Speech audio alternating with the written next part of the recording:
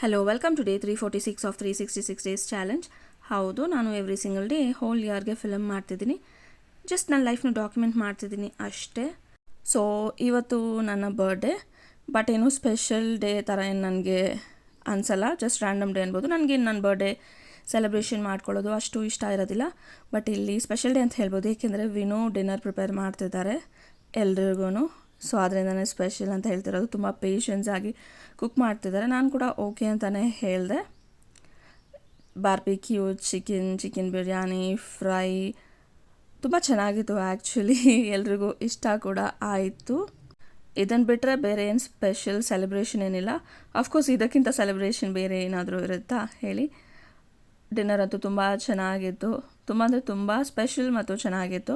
ಅದಾದ ನಂತರ ನಮ್ಮ ಸಿಸ್ಟರ್ ಲೆಮನ್ ಜ್ಯೂಸ್ ಕೂಡ ಮಾಡಿದ್ಲು ಮಿಂಟ್ ಫ್ಲೇವರ್ನಲ್ಲಿ. ನನ್ನ ಫೇವ್ರೆಟ್ ಅಂತ ಹೇಳ್ಬೋದು. ಸೊ ಅಷ್ಟೇ.